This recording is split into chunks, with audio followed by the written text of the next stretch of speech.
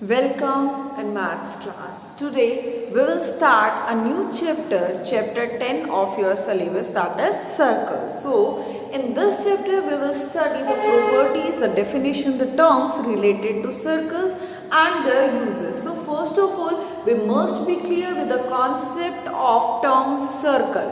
What is a circle? As you have already seen in daily life, various shapes and see bangles, car wheel, coin and many more other objects which are in the shape of circle you are already see. Now see, if I am drawing this shape, then you will say that ma'am it is a circle. I am drawing again.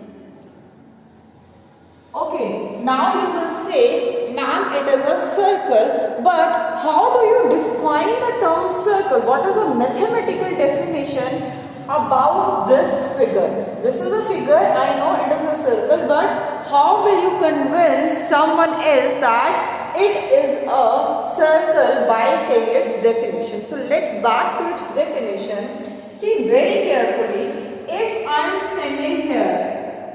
standing here, and I am taking a point on the circle, that is on the boundary, and if I am joining here, same way if I am taking another point, I am joining, same way with every point, what I will obtain?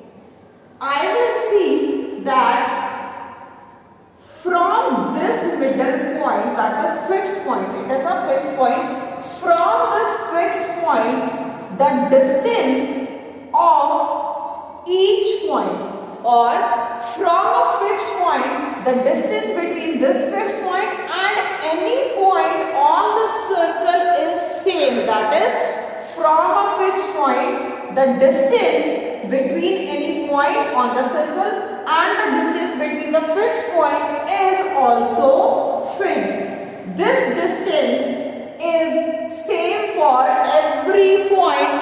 That figure we obtain is known as circle. So how will we construct the circle? How will we construct or how will we make the circle? First of all, you will put your compass here and you will open needle and you will take some distance, fixed distance, and you will rotate your compass in this way such that you will get a shape of circle.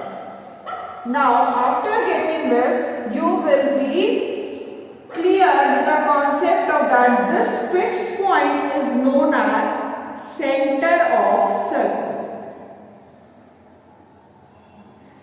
The fixed point in this figure is known as center of circle, and the fixed distance, the distance between this fixed point and any point on the circle. This is any point and this is a fixed point.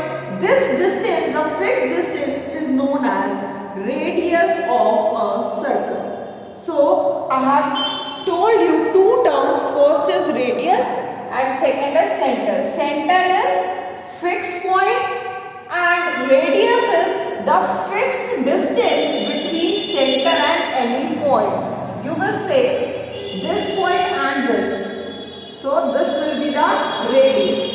And radius is fixed, that is, this is same as this distance. This is same as this distance. So radius is the fixed distance between center and any point, and center is the fixed point. Now after center and radius, we see that this is a plane figure. A blackboard, you can say a blackboard is a plane figure in which this circle, if I am drawing the circle on the plane, then this circle is dividing the plane into two parts.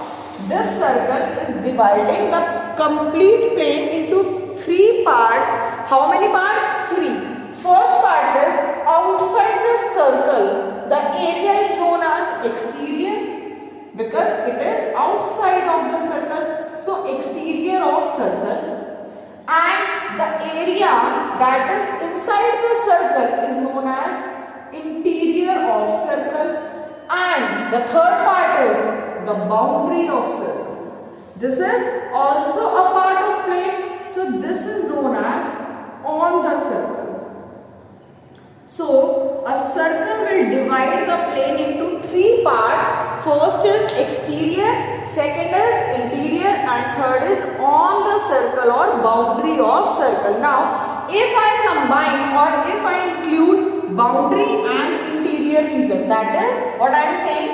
I am saying this interior region plus boundary is known as circular region. Circular region means interior plus boundary. If you include these two regions, then you get a new region, that is circular region. Now we are done with radius, center and three parts that circle is dividing the plane into. Now if I say I am taking any 2 points on the circle, then the line segment joining any 2 points, on the circle is known as chord of circle. Now I can draw chord as this.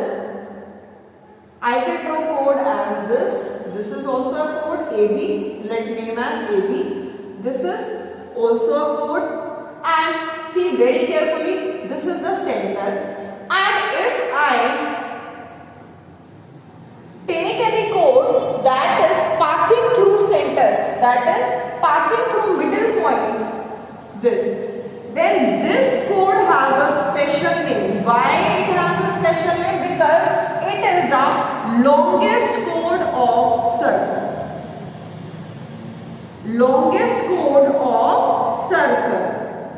Except this chord, every other chord will be smaller than this chord, and this chord is named as diameter of circle. So diameter is the longest chord of the circle. Now I can draw infinite diameters. Yes, very clearly, because from this point infinite lines can be drawn, and all these lines that are passing through center and joining any 2 points on the circle is known as diameter. So you can conclude that there are infinite diameters in a circle, there are infinite longest chord in the circle. Also, except diameter, other chords are also infinite, they are not finite. Now, what is the relation between diameter and radius? Diameter, that is longest chord, is equal to twice radius. I am saying diameter is equal to 2 times radius. It means this line is double of this half line, because this half line is known as radius. Radius is the fixed distance, that is from center to any point. The distance is known as radius, and the complete chord joining 2 points and passing through center is known as diameter. So diameter is equal to 2 times radius, and we are done with chord of circle.